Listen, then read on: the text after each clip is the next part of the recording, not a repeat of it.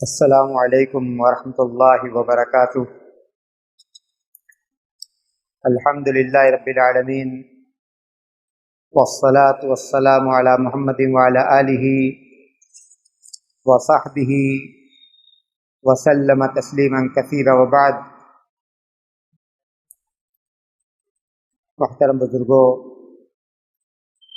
عزیز بھائیوں، ضلعی جمعیت اہل حدیث کی تحریک پر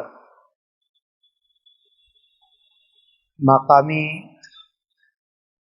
جمعیت کے زیر اہتمام منعقد ہونے والا رمضان کا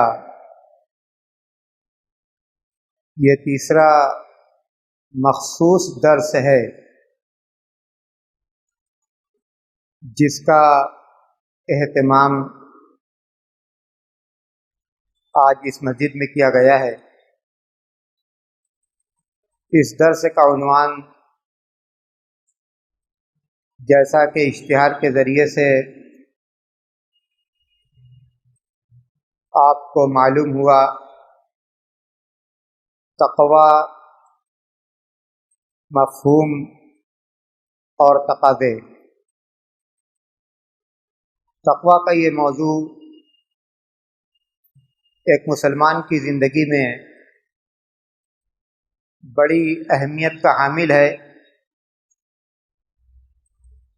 اور اس موضوع کی اہمیت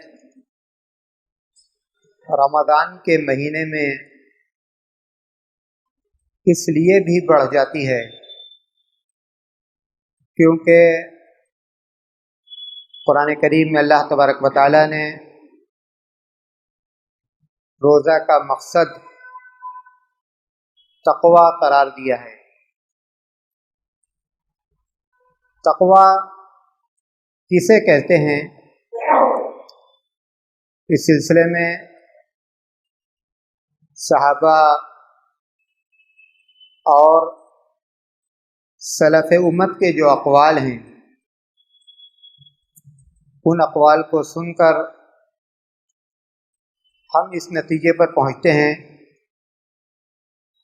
کہ نیکی کے کاموں کے کرنے کو اور گناہ کے کاموں سے بچنے کو تقوی کہا جاتا ہے۔ حضرت علی رضی اللہ عنہ سے نقل کیا جاتا ہے کہ انہوں نے کہا کہ الخوف من الجلیل والعمل بالتنزیل والرضا بالقلیل والاستعداد لیوم الرحیل۔ حضرت علی کہتے ہیں کہ اللہ کا ڈر، قرآن کریم کے احکامات پر عمل، جو کچھ اللہ نے دیا ہے اس پر راضی رہنا اور موت کی تیاری کرنا۔ اللہ کا ڈر، اللہ کی شریعت پر عمل، قناعت اور موت کی تیاری، کہتے ہیں کہ یہ تقوی کی تعریف ہے۔ حضرت عبداللہ بن مسعود رضی اللہ عنہ کہتے ہیں کہ ان یطاع فلا یعصى وان یذکر فلا ینسى وان یشکر فلا یکفر۔ کہتے ہیں کہ تقوی کا مطلب یہ ہے کہ اللہ کی اطاعت کی جائے، نافرمانی نہ کی جائے، اللہ کو یاد رکھا جائے، اسے فراموش نہ کیا جائے، اور اللہ کے نعمتوں کی شکر گزاری کی جائے، ناشکری نہ کی جائے۔ کہتے ہیں کہ یہی تقوی کا مفہوم ہے، اللہ کی اطاعت کرنا، نافرمانی سے بچنا، اللہ کا ذکر تازہ رکھنا، دل سے بھی، زبان سے بھی، عمل سے بھی، اور اس کے ساتھ ساتھ اللہ کی نعمتوں کا شکر، یعنی جو نعمتیں ہمیں حاصل ہیں ان نعمتوں کو ہم گناہوں کے کاموں میں استعمال نہ کریں، ان نعمتوں کو ہم گناہوں کے کاموں میں استعمال نہ کریں، یہ حقیقی شکر ہے۔ اسی طرح حضرت عمر رضی اللہ تعالی عنہ نے جب حضرت ابی بن کعب سے پوچھا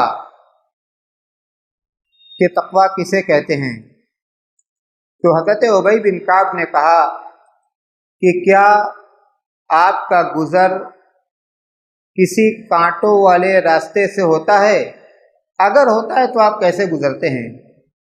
حضرت عمر نے کہا کہ اپنے دامن کو بچاتے ہوئے گزرتے ہیں کہ کہیں ایسا نہ ہو کہ کوئی کانٹا دامن میں ملوث ہو جائے، چبھ جائے۔ حضرت ابی نے کہا کہ دنیا کی زندگی میں گناہوں کے کانٹوں سے بچتے ہوئے گزر جانا، دنیا کی زندگی میں گناہوں کے کانٹوں سے بچتے ہوئے گزر جانا، یہی اصل تقویٰ ہے۔ اسی طرح سلف سے یہ بھی منقول ہے، بہت پیاری بات منقول ہے، وہ کہتے ہیں کہ اللہ یفقدک اللہ حیث امرک وَأَن لَّا يَجِدُكَ حَيْثُ نَهَاكَ۔ کہا کہ تقویٰ یہ ہے کہ جہاں اللہ آپ کی موجودگی چاہتا ہے، جہاں اللہ آپ کی موجودگی چاہتا ہے وہاں آپ موجود رہیں، ایسا نہ ہو کہ آپ وہاں موجود نہ رہیں۔ اللہ آپ کی موجودگی مسجد میں چاہتا ہے، اللہ آپ کی موجودگی نیکی کے کاموں میں چاہتا ہے، تو وہاں آپ اپنے عمل کے ذریعے سے اپنی موجودگی کو درج کرائیے، اور جہاں اللہ یہ چاہتا ہے کہ آپ موجود نہ رہیں وہاں آپ موجود نہ رہیں۔ تو اسے یہ معلوم ہوا کہ تقویٰ نیکی کے کاموں کو کرنا اور گناہوں کے کاموں سے بچنا۔ اسی لیے حضرت عمر بن عبدالعزیز کہتے ہیں کہ لیس تقویٰ بصیام النہار ولا بقیام اللیل والتخلیط بین ذلک ولکن التقویٰ ترک ما حرم اللہ واداء ما افترض اللہ علیہ فمن رزق بعد ذلک خیرا فهو خیر الی خیر۔ کہتے ہیں کہ تقویٰ دن میں روزہ رکھنے اور رات کو تہجد پڑھنے کا نام نہیں ہے۔ کہتے ہیں کہ تقویٰ صرف یہ نہیں ہے کہ میں نے دن میں روزہ رکھ لیا، رات کو تہجد پڑھ لیا، بہت متقی ہو گئے۔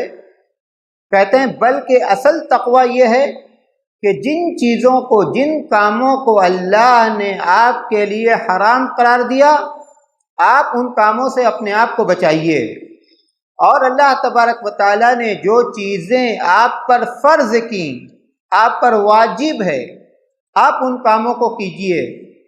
کہتے ہیں کہ یہ اصل تقویٰ ہے۔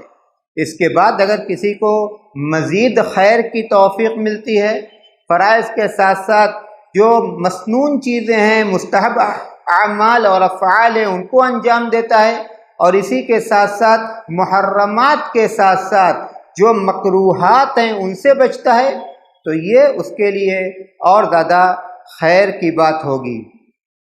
قرآن کریم میں دیکھیے اللہ تبارک و تعالیٰ نے بار بار تقویٰ اختیار کرنے کا حکم دیا۔ اللہ تبارک و تعالیٰ نے فرمایا سورہ نساء کی پہلی آیت کریمہ، یا ایھا الناس اتقوا ربکم الذی خلقکم من نفس واحدہ وخلق منها زوجها وبث منہما رجالا کثیرا ونساء واتقوا اللہ الذی تساءلون به والارحام۔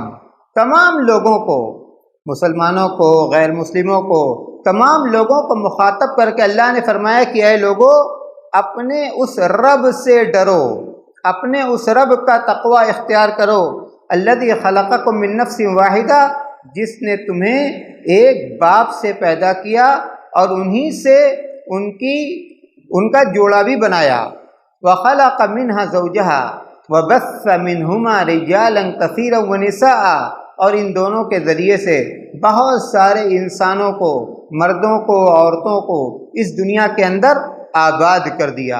آگے اللہ فرماتا ہے کہ واتقوا اللہ الذی تساءلون به والارحام، دوبارہ ایک ہی آیت کریمہ میں دوبارہ اللہ کہتا ہے کہ اس اللہ سے ڈرو، واتقوا اللہ الذی تساءلون بہ، جس کے نام پر تم ایک دوسرے سے رشتے کا سوال کرتے ہو۔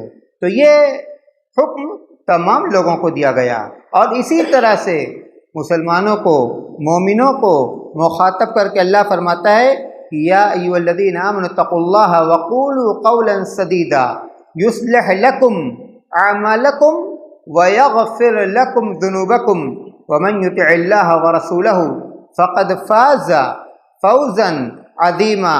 اے اہل ایمان، اتقوا اللہ، اللہ کا تقوی اختیار کرو، وقولوا قولا سدیدا، درست بات کہو، یصلح لکم اعمالکم، اس کی برکت سے اللہ تمہارے اعمال کو سدھار دے گا، ویغفر لکم ذنوبکم، اور تمہارے گناہوں کو معاف کر دے گا، بخش دے گا۔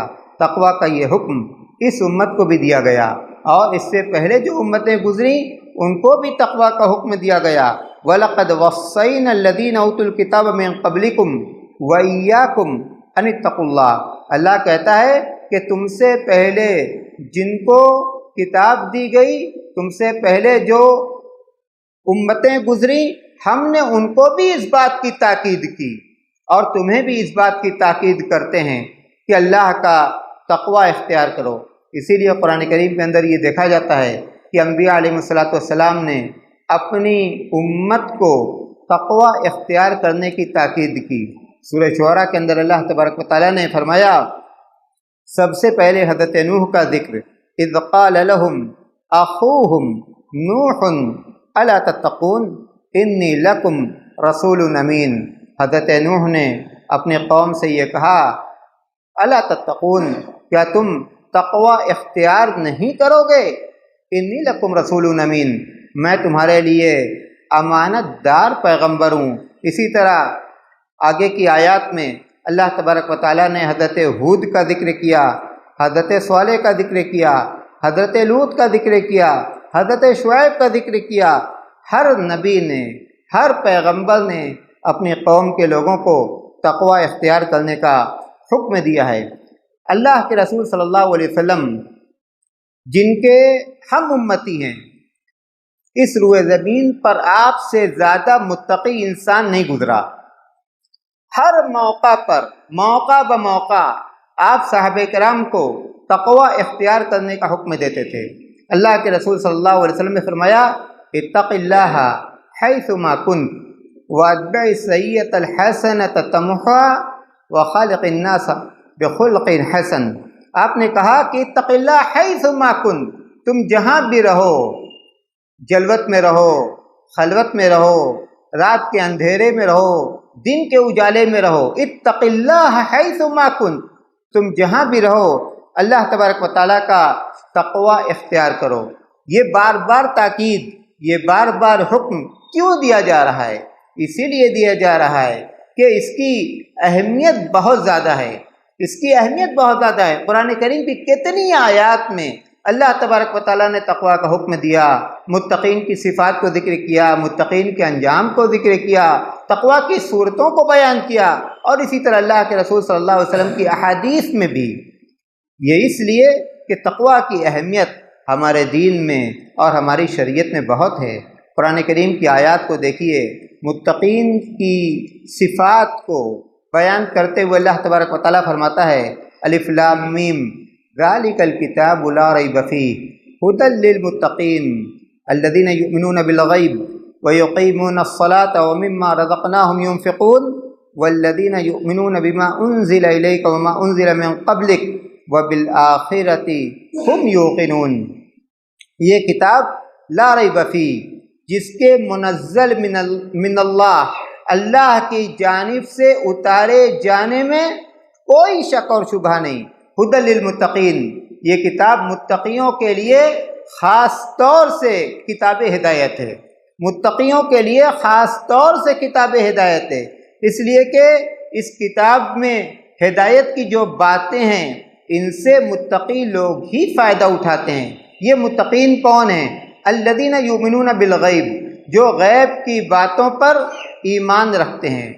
متقین کے اوصاف دیکھیے، جو غیب کی باتوں پر ایمان رکھتے ہیں، وَيُقِيمُونَ الصَّلَاةَ نماز قائم کرتے ہیں، وَمِمَّا رَزَقْنَاهُمْ يُنْفِقُونَ اللہ فرماتا ہے کہ ہم نے انہیں جو روزی دی ہے اس میں سے وہ زکوٰۃ کی صورت میں، عام صدقات کی صورت میں خرچ کرتے ہیں۔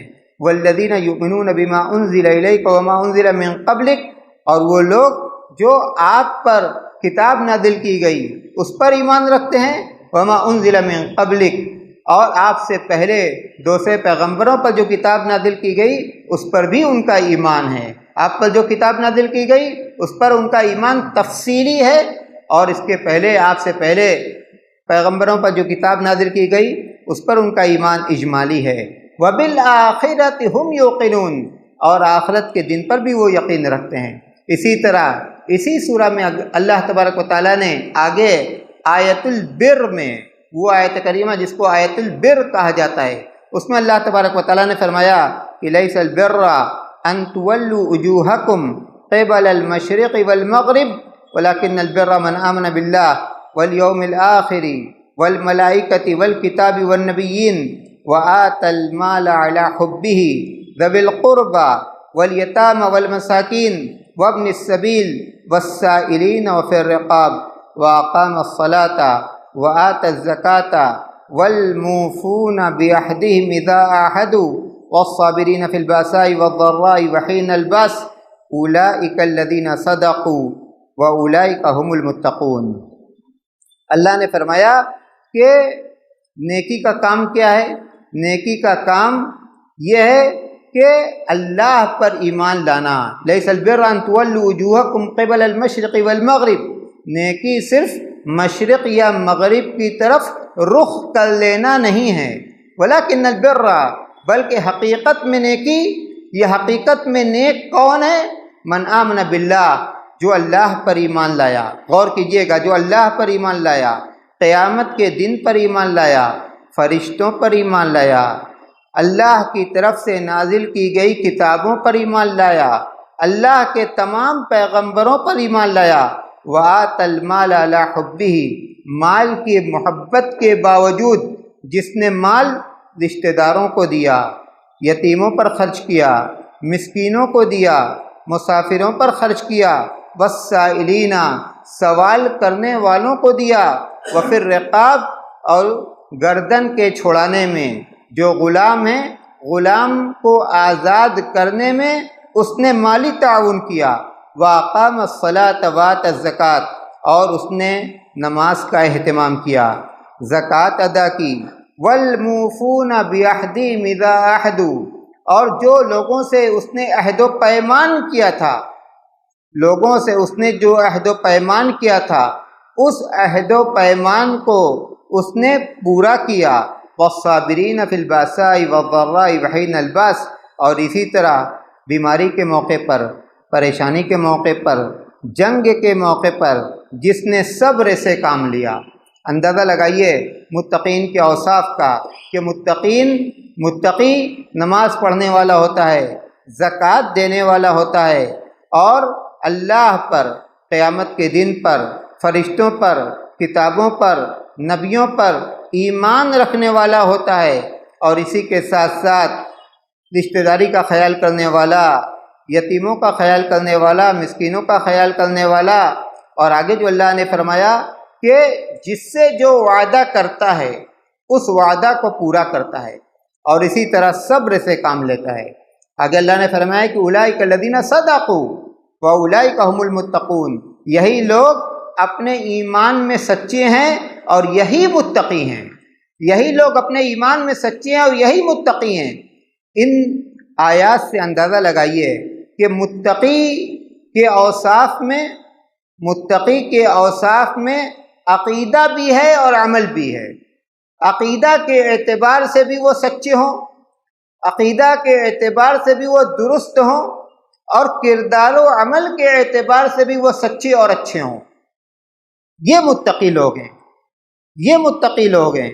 اور اسی لیے اس کے علاوہ اور بھی آیتیں ہیں جہاں اللہ تبارک و تعالیٰ نے، جن آیات میں اللہ تبارک و تعالیٰ نے متقین کے اوصاف کو ذکر کیا ہے۔ تقوی ایک ایسی خوبی ہے جس کا اجر جس کا ثواب، جس کا فیض اس دنیا میں بھی ملتا ہے اور آخرت میں بھی ملے گا۔ قرآن کریم کی آیات میں اللہ تبارک و تعالیٰ نے اس بات کو ذکر کیا۔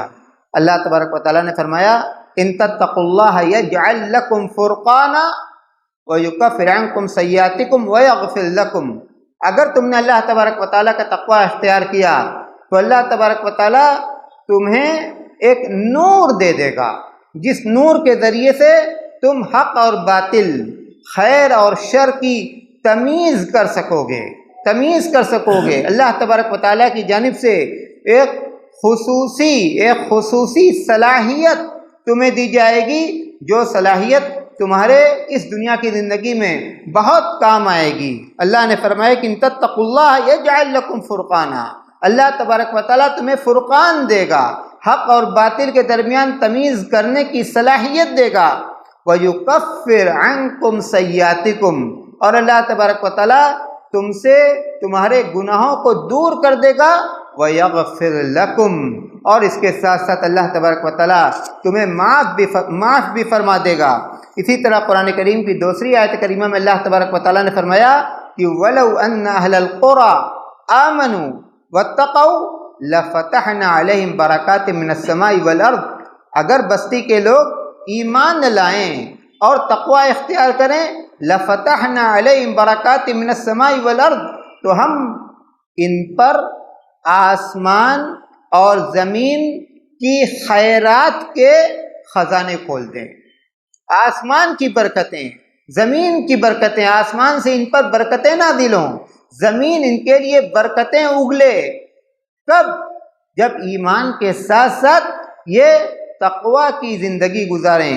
وَمَن يَتَّقِ اللَّهَ يَجْعَل لَّهُ مَخْرَجًا وَيَرْزُقْهُ مِنْ حَيْثُ لَا يَحْتَسِبُ، جو اللہ کا تقوی اختیار کرتا ہے اللہ تبارک و تعالیٰ اس کے لیے مخرج، پریشانی سے نکلنے کا راستہ، نجات کا راستہ بنا دیتا ہے۔ وَيَرْزُقْهُ مِنْ حَيْثُ لَا يَحْتَسِبُ، اور اسے ایسے ذرائع سے روزی دیتا ہے جو ذرائع اس کے گمان میں بھی نہیں ہوتے۔ تقوی کی برکتیں دیکھیے، ایسے ذرائع سے روزی دیتا ہے جو ذرائع اس کے گمان میں بھی نہیں ہوتے۔ قیامت کے دن جو متقی ہوگا اس کا کیا کہنا؟ دنیا میں بھی جس طرح سے اللہ تبارک و تعالیٰ اس کو اپنے عذاب سے بچاتا ہے، قیامت کے دن بھی اللہ تبارک و تعالیٰ اس کو اپنے عذاب سے بچائے گا۔ دنیا کے عذاب سے نجات کا ذکر اللہ تبارک و تعالیٰ نے سورہ حمیم سجدہ میں کیا، جب اللہ تبارک و تعالیٰ نے قوم عاد اور قوم ثمود کے عذاب کا تذکرہ فرمایا۔ اللہ نے قوم عاد اور قوم ثمود کے عذاب کا تذکرہ فرمایا، اس کے بعد اللہ نے فرمایا کہ وَنَجَّيْنَا الَّذِينَ آمَنُوا وَكَانُوا يَتَّقُونَ، کہ جو لوگ ایمان لائے اور جن لوگوں نے تقوی اختیار کیا، ہم نے ان کو اس عذاب سے بچا لیا۔ تو جو متقی ہوتا ہے اللہ تبارک و تعالیٰ اس کو دنیا کے عذاب سے بچاتا ہے اور اسی طرح آخرت کے عذاب سے بھی بچائے گا۔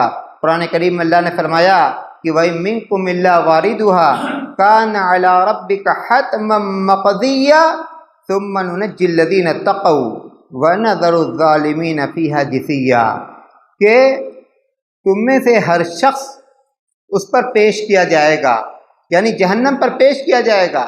کان علی ربک حتما مقضیہ، یہ اللہ تبارک و تعالیٰ کا فیصلہ ہے، اٹل فیصلہ ہے، اس فیصلے میں کوئی تبدیلی ہونے والی نہیں ہے۔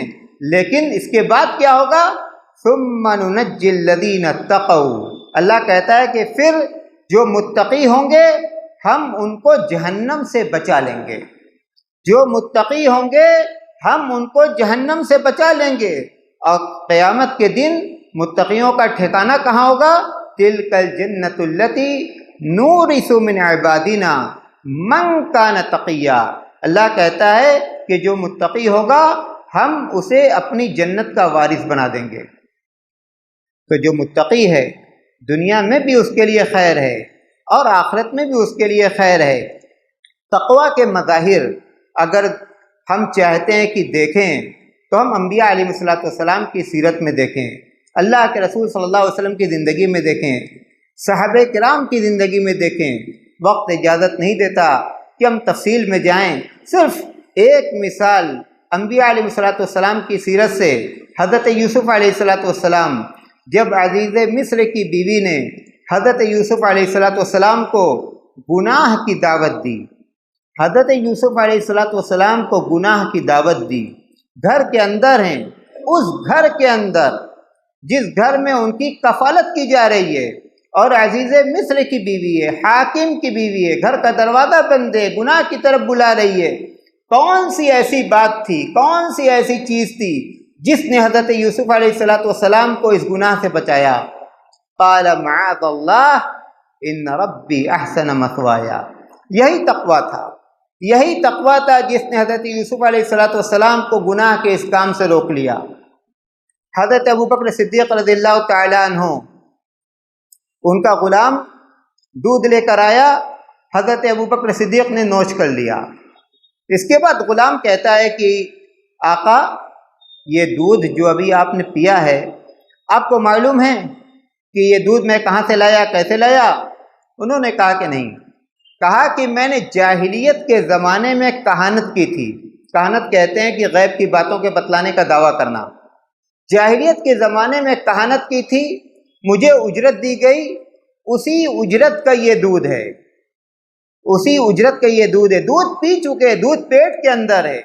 لیکن حضرت ابوبکر کا تقویٰ دیکھیے، انگلی ڈالتے ہیں حلق کے اندر اور اس کے بعد سارا دودھ قے کرتے ہیں، سارا دودھ قے کرتے ہیں۔ وہ دودھ جو انہوں نے انجانے میں پیا تھا، جب انہوں نے پیا ان کو خبر بھی نہیں تھی، لیکن تقویٰ کی مثال دیکھیے، تقویٰ کا نمونہ دیکھیے کہ کہانت کے ذریعے سے حاصل کی گئی اجرت کا دودھ میرے پیٹ میں ہو۔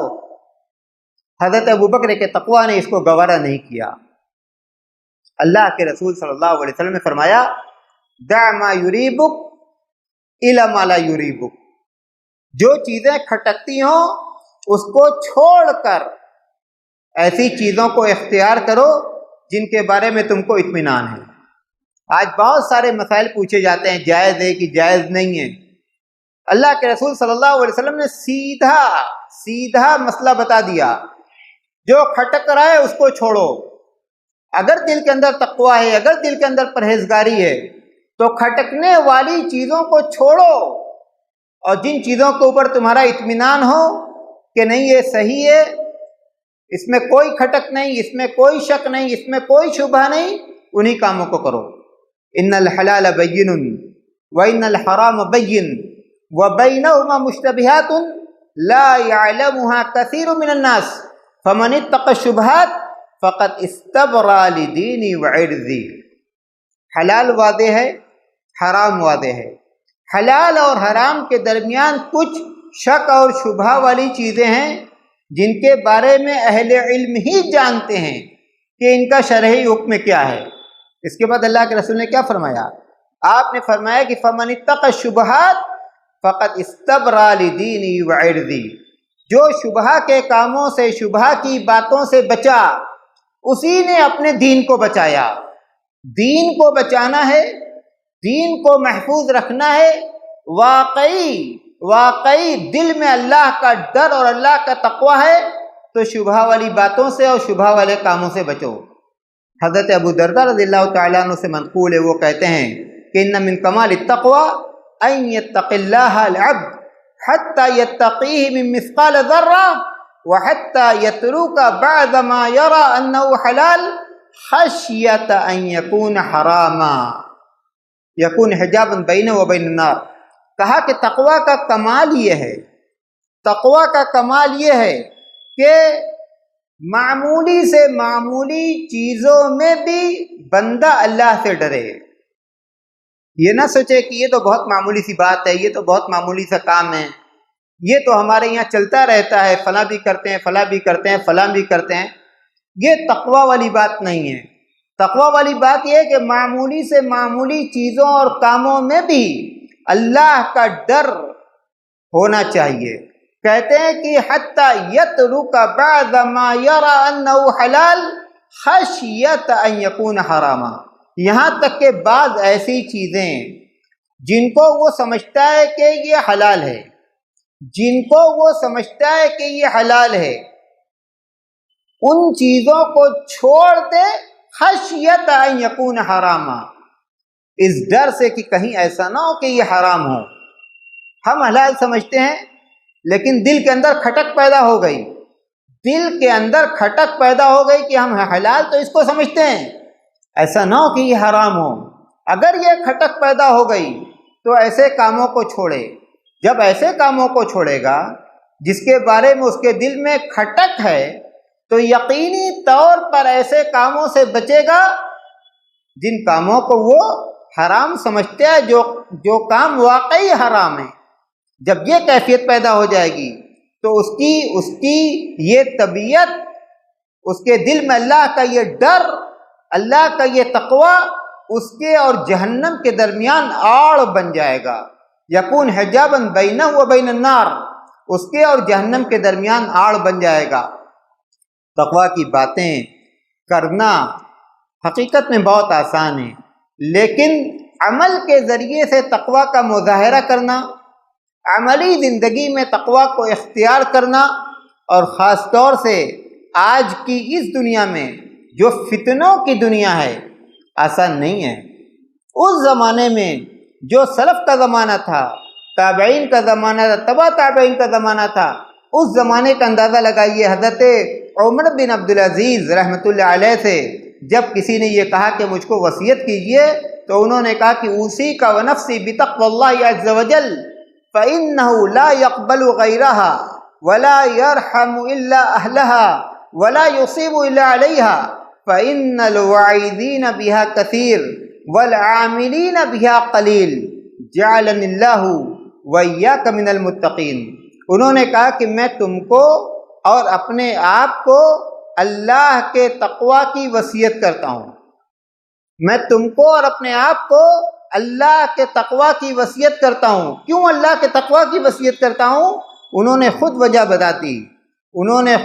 بتا دی، کہا اس لیے کہ اللہ تبارک و تعالیٰ کوئی ایسا عمل قبول نہیں کرے گا جس میں اس کا تقوی نہ ہو، اور کسی ایسے عمل پر ثواب نہیں دے گا، کسی ایسے عمل پر ثواب نہیں دے گا جس میں تقوی نہ ہو۔ انما یتقبل اللہ من المتقین، اللہ تبارک و تعالیٰ متقین کی نیکیوں کو قبول کرتا ہے، کسی ایسے عمل پر ثواب نہیں دے گا جس میں تقوی نہ ہو۔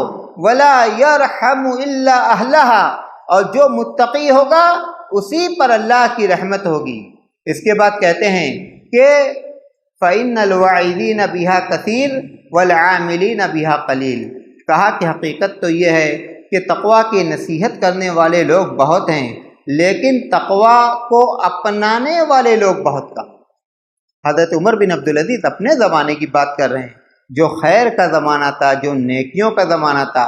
ہم اندازہ لگائیں کہ آج کے ہمارے اس زمانے میں تقوی کو اپنانا اس کے مقابلے میں آج کتنا مشکل ہے۔ کہتے ہیں کہ تقوی کی باتیں کرنے والے بہت ہیں، لیکن اس کے اپنانے والے کم ہیں۔ آخر میں دعا کرتے ہیں، اور اسی دعا پر میں اس درس کو ختم کرتا ہوں۔ انہوں نے کہا کہ جعلنی اللہ وإیاک من المتقین، کہ اللہ تبارک و تعالیٰ مجھے اور آپ سب کو تقوی والا بنا دے۔ اللہ تبارک و تعالیٰ مجھے اور آپ سب کو تقوی والا بنا دے۔ اللہ تبارک و تعالیٰ رمضان کی ٹوٹی پھوٹی ہماری عبادتوں کو قبول کرے، اور بشری تقاضے کے مطابق ہم سے جن گناہوں کا صدور ہوا، اللہ تبارک و تعالیٰ ان گناہوں کو معاف کر دے۔ رمضان کے جو ایام باقی رہ گئے، ان ایام کو ہمارے لیے خیر و برکت والے ایام بنا دے، اور رمضان کا اختتام ہمارے لیے خیر کے ساتھ، برکت کے ساتھ، رحمت کے ساتھ، اللہ کی مغفرت اور جہنم کی آزادی کے ساتھ ہو، اور اللہ تبارک و تعالیٰ ہمیں ہمیشہ اسلام پر چلنے والا بنا کر زندہ رکھے، اور جب موت آئے تو ایمان پر آئے۔ وآخر الدعوانا ان الحمد للہ رب العالمین۔